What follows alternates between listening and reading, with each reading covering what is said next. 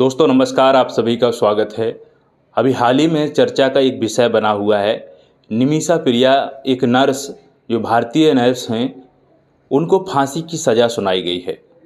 भारत में नहीं, ये यमन सरकार ने फांसी की सज़ा सुनाई है। आखिरकार मामला क्या है और निमिषा प्रिया जो नर्स हैं, फांसी की सज़ा क्यों सुनाई गई है?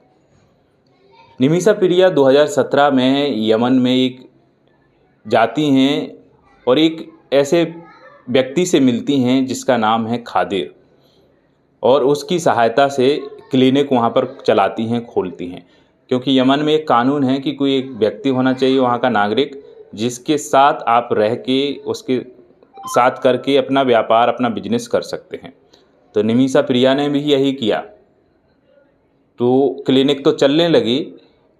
खादिर नाम का व्यक्ति निमिषा प्रिया का जो पासपोर्ट था उसको जब्त कर लेता है और निमिषा प्रिया के साथ में उसका शारीरिक शोषण भी करता है, मानसिक शोषण करता है, शारीरिक शोषण करता है।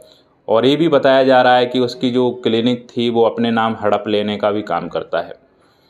अब ये परेशान हो गई निमिषा प्रिया वहाँ से भागने के लिए कि आखिरकार यहाँ से जाएं कैसे, क्योंकि पासपोर्ट जब्त है, सारी की सारी चीज़ें जब्त हैं। निमिषा ने सोचा कि यहाँ से कैसे निकला जाए। कई दिनों तक सोचने के बाद निमिषा के दिमाग में एक बात आई। बात ऐसी आई कि अपने एक दोस्त को बुला करके निमिषा ने सोचा कि इसको बेहोश कर दिया जाए, खादिर को, और वहाँ उससे पासपोर्ट ले लिया जाए। तो इसने इंजेक्शन एक दिया। बताया जा रहा है कि उस इंजेक्शन का गलत डोज मिलने से उस व्यक्ति को बेहोश करने के उद्देश्य से उसको इंजेक्शन दिया गया, लेकिन वो व्यक्ति मर गया। तो फिर जब यमन सरकार को पता चला इसके बारे में, तो यमन सरकार ने 2018 में निमिषा प्रिया को क्या कर दिया कि फांसी की सज़ा दे दी हत्या के मामले में। यमन का कानून भी बड़ा सख्त है कि जिसको जो सज़ा दी है तो वो देना ही है। अब ये चर्चा का विषय भारत में तब बना जब निमिषा प्रिया का फांसी की सज़ा के लिए सनसनी पूरे भारत में फैल गई कि फांसी की सज़ा होने वाली है। भारत सरकार चिंता में आई। सुप्रीम कोर्ट ने भारत सरकार को भी बोला कि निमिषा प्रिया को बचाया जाए।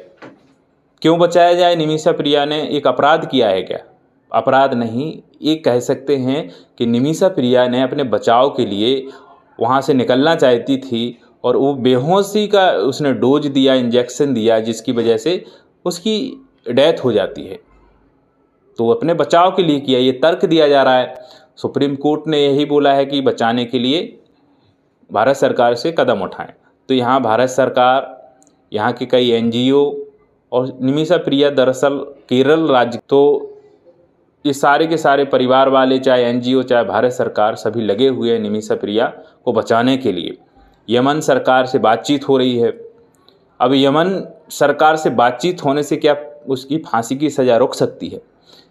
तो फांसी की सज़ा तभी रुक सकती है जब वो व्यक्ति जो मारा गया है उसके परिवार वाले यदि इस बात से एग्री हो जाते हैं कि मुआवजे देकर वो मान जाते हैं और बात को यहीं पे सेटलमेंट कर लेते हैं कि चलो ठीक है, जो भी है वो मान जाते हैं, मुआवजा ले लेते हैं, तो फांसी की सज़ा रुक जाएगी।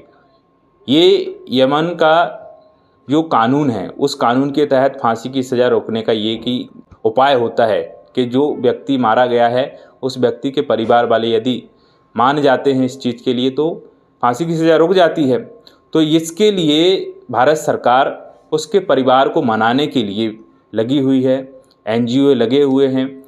17 जुलाई तक ये बताया गया था कि अभी फांसी की सज़ा रोक दी गई है।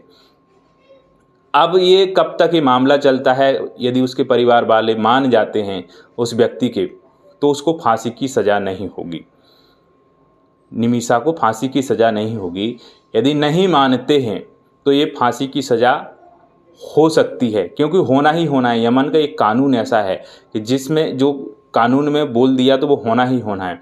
तो ये डिपेंड हो गया है उस खादिर व्यक्ति जो मारा गया है उसके परिवार के ऊपर डिपेंड।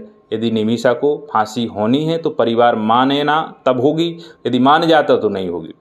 तो ये चर्चा का विषय इसलिए बना हुआ है और भारत सरकार लगातार इसके उसमें लगी हुई है कि भारतीय व्यक्ति है उसको फांसी की सज़ा नहीं होनी चाहिए, क्योंकि उसने भी अपना काम किया है बचाव के लिए, उस बचाव में वो मारा गया है, तो कोई एक हत्या नहीं इसको मान सकते हैं। और इसके लिए बहुत सारे लोग इसके लिए आवाज़ भी उठा रहे हैं कि निमिषा प्रिया को बचाया जाए। उसमें दो प्रकार के लोग ऐसे भी हैं जो अपनी अपनी राय रख रहे हैं।